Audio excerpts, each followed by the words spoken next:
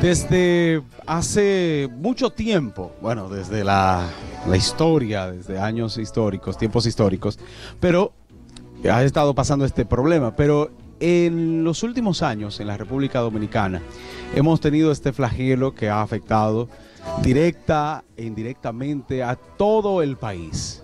Hablamos del incesto. Para esto estamos acompañados de la psicóloga clínica, como siempre, con nosotros, la licenciada Indira. Licenciada, buenas gracias tardes por estar con nosotros. Gracias a ustedes porque nuevamente me dan la oportunidad de compartir aquí. Gracias, gracias. Y mire, este tema yo creo que es un tema que hoy en día debe tocarse de diferentes maneras en la sociedad dominicana, porque es una realidad que yo en los últimos días he dicho, no sé si es que se está dando más, aunque yo creo que es que la gente se está atreviendo más a divulgarlo, se está atreviendo más a denunciarlo. Creo que es lo que más se ha dado. El incesto, explíquenos en sentido general ya del conocimiento directo clínico de usted. Sí, tal como dices, hay situaciones que no es que están pasando actualmente y eso nunca se veía, no. Lo que pasa es que ya están saliendo a la luz.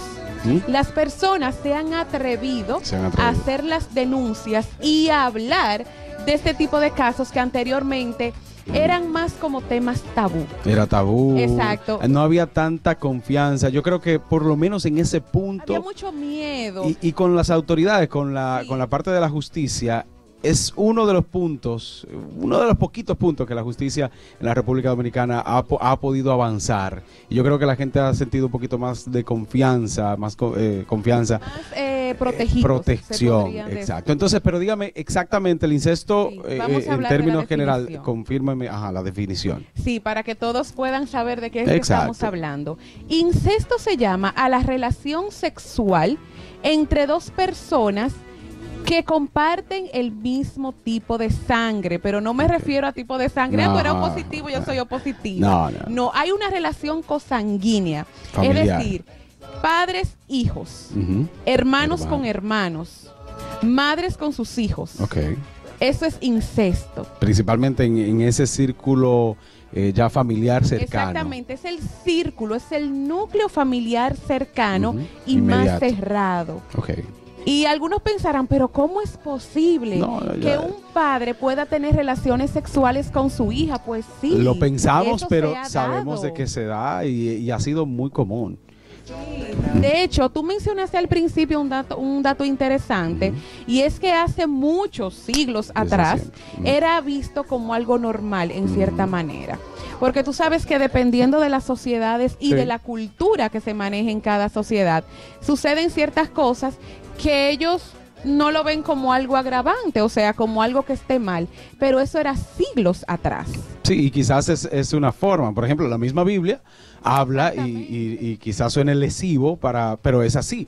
La misma Biblia habla de que cuando Adán y Eva, Caín y Abel, bueno, había este tipo de relaciones según lo que menciona la Biblia, y bueno, en la antigua Grecia. Pero como decimos, era algo normal. Y era en ese caso, según la Biblia, necesario. Exactamente. Pero hoy en día muchas ya veces para que la especie pudiera seguir, no se extinguiera, o sea, hablando de la especie humana. Pero hoy en día ya es un peligro, es una aberración. Es una aberración, exactamente. Porque, como decía ahorita, se da que entre hermanos, sobre todo en sociedades, para que nos entiendan mejor, un poco arrabalizadas. Sí, sí. Que no hay un nivel cultural, no hay un nivel educativo alto. Pero también puede darse porque nadie está exento. No podemos generalizar que solamente en X o Y sociedad o cultura. No, claro. En ninguna familia, porque como dice un refrán por ahí, en todos los lugares se cuecen habas.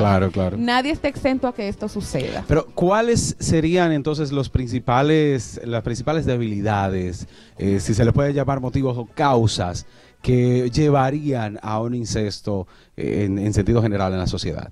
Sí, hay tres causas principales. Está la social, está la psicológica y está la física. Ok, explíquenos eso entonces. Sí, sociales, ¿qué podría ser? Lamentablemente tú sabes que hay personas que todavía en este año, en este siglo, viven en condiciones infrahumanas. En una casita, si es que se le puede llamar casa, viven muchísima gente. 6, 7. Exacto. Con 2 camas. Así es. Y a veces, no con 2, con una. Con una sola. Y en una habitación puede dormir la familia entera. La familia entera. El papá, claro. la mamá, los hijos, ahí comparten el mismo espacio físico, porque lamentablemente por su situación económica no pueden con más. Entonces, ¿qué sucede?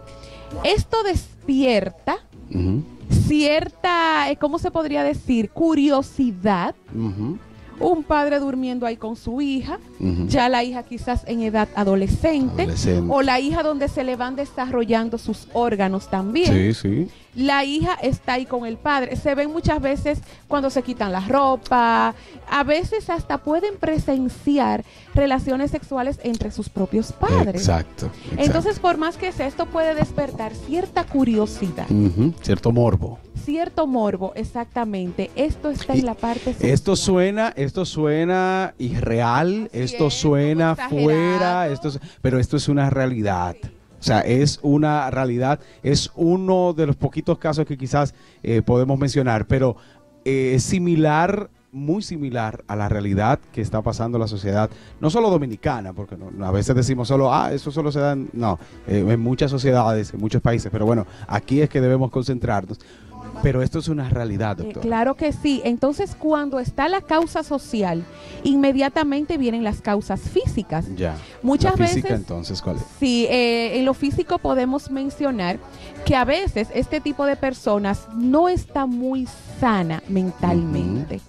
Porque cuando tú eres padre y se te despierta el deseo sexual hacia tu propia hija, que no es ni siquiera una hija de crianza. No. Es tu hija biológica. Hay mucho que trabajar dentro de ti. Pero entonces eso sería también físico, psicológico. Y psicológico también, Exacto. porque tú sabes que cuando no es de un lado, por ejemplo, si lo físico está bien, es decir, lo orgánico se descarta, entonces a lo psicológico. De igual manera puede pasar con un hijo, con una hija con su padre. O sea, yo empiezo a ver a mi papá como una figura que me está atrayendo. Ya. Puede haber, vuelvo y te menciono, un desequilibrio mental en esa persona. Wow. O sea que ahí también entra dentro de eso algún trauma, alguna... Ahí viene ya lo psicológico. Exacto, Por ejemplo, hijas que no se sienten valoradas, que no se sienten aceptadas, que no se sienten amadas por sus padres. Entonces, esto es una manera, el padre viene, porque no todo empieza con una penetración, con un acto sexual. Empiezan con las caricias, con algo leve. Antes de eso, obviamente, está la mirada, porque por ahí es que tú empiezas a alimentar tus pensamientos. Lo que tú permites que entre a tu mente es muy fácil que se vuelva en una acción. Entonces el padre empieza a mirar a la hija. Luego puede empezar con toques leves en su cuerpo. Exacto. Y ya esto puede ir más allá hasta convertirse en el acto sexual. La hija, a raíz de esto, puede sentir que el padre la ama más. La está protegiendo. La está protegiendo, le está valorando, le está haciendo entender lo hermosa que ella es. Exacto. Lo que ella puede llamar la atención, que ella puede sentir también.